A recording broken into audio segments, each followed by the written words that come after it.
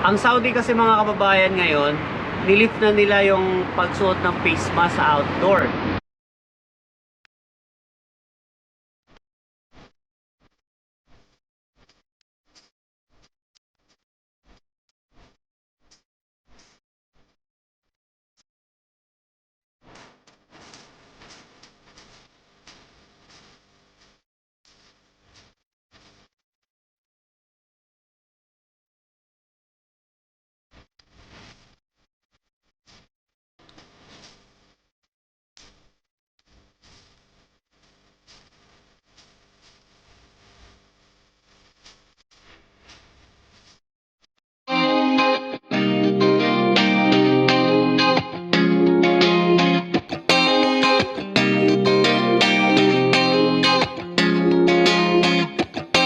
Shining on a cloudy day.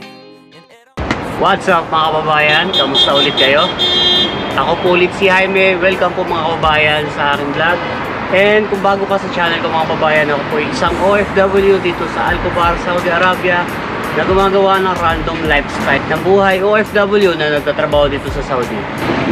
Nag-upload din ako mga kababayan ng mga reaction videos about sports and trending topics. Kaya lang kasi ngayon lagi ko nga pangalawang beses ko na binanggit sa vlog ko to mga kababayan. Yung trending topics kasi tsaka yung mga reaction videos na ginagawa ko. Nagkaroon na rin kasi tayo ng TikTok account. So mostly baka doon ko na siya i-upload, hindi na dito sa YouTube channel natin para hindi maging magulo. And then yun, sa TikTok ko naman, wala akong idea doon. Bago lang ako doon, mga ilang araw pa lang. Paki-support na lang din mga kababayan. And ngayon nga mga kababayan, it's a good Friday morning dito sa Alcobar. Napakaganda ng araw at medyo malamig na siya. Hindi na siya kagaya ng mga nakakaraang buwan. So kasi papasok na ang taglamig, malapit na. Baka next month mga kababayan, naka-jacket na tayo.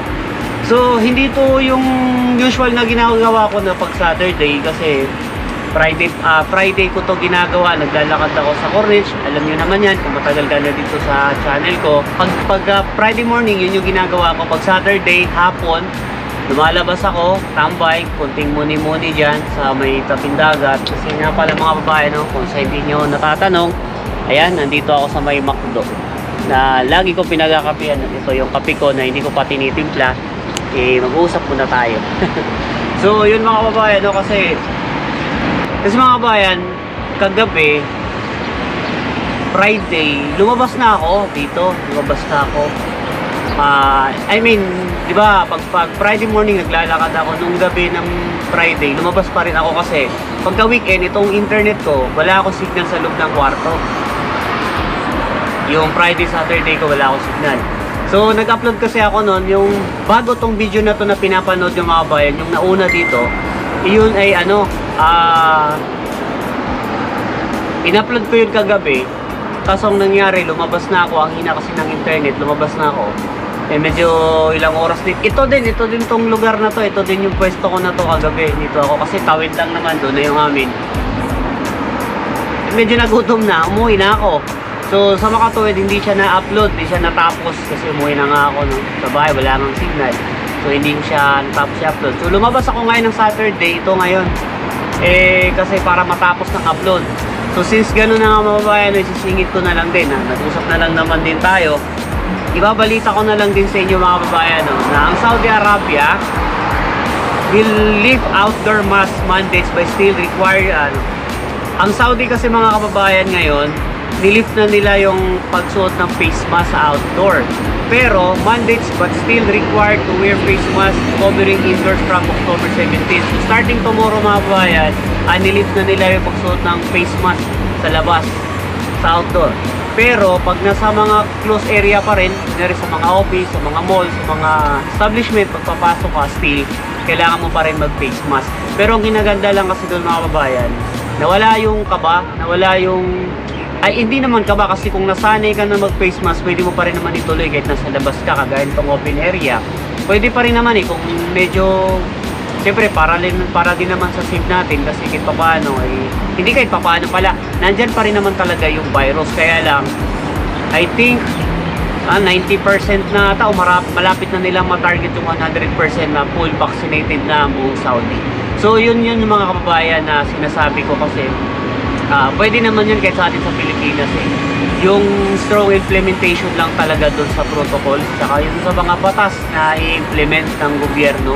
Kasi ba't naman dito nasusunod, no? Kasi tingnan mo naman mga kababayan, no? Kung mahuli ka dito sa labas na wala kang face mask, ang multa sa'yo 1,000 real, which is sa atin, depende sa palitan na, pwede siya maging 12,000 pesos sa atin or 13,000 pesos kung mahuli ka, kung ilang beses ka mahuli. So kailangan talaga magpi-face mask ka talaga. So kaya talagang na-implement talaga ang face mask dito. And then, pangalawa, yung tawakal na sinasabi sa amin dito, yung mayroon kaming apps na nandun yung details mo, doon nakikita kung full vaccinated ka.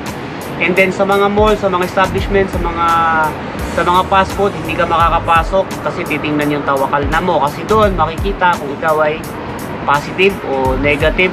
O usually kung positive ka sa virus, hindi ka makakapasok. And then talaga namang quarantine ka din kung meron ka nun. Pero yung tawakal na kasi nandun talaga yung details mo na if ever na wala kang tawakal na, parang may something problem sa'yo. Either, alam mo yun, takas ka o ay may pakita, baka doon positive ka.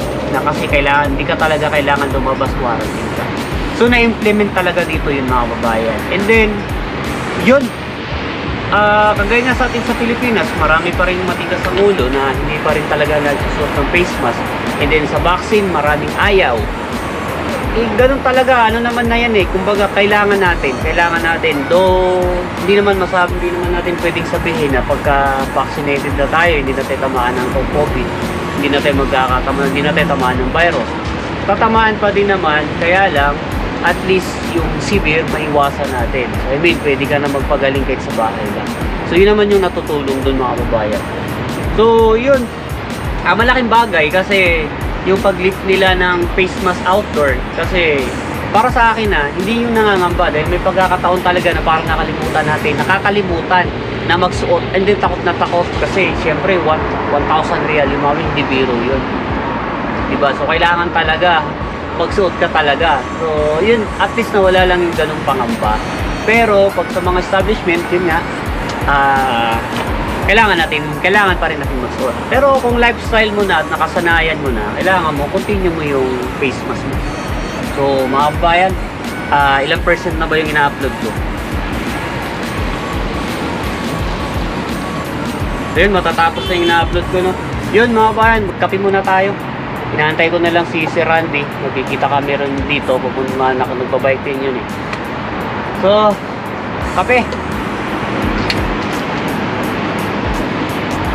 Yun, dito ko na lang muna tutapusin mga kababayan, no? Kasi ano pala, yung ina-upload ko, patapos na siya. Then syempre marami pang gagawin doon. Marami pang ayos settings doon pag nag-upload tayo. Kasi cellphone lang naman tayo nag-upload. Cellphone lang din tayo nag-edit.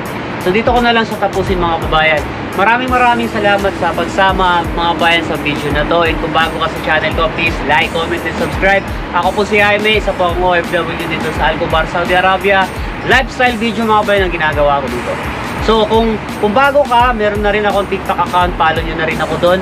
Jaime GRTV pa rin, doon ako nag-upload ng mga reaction videos ko about sports and trending topics. So hindi na siguro reaction yun, parang ina-upload lang kasi hindi naman tayo nagsasalita doon.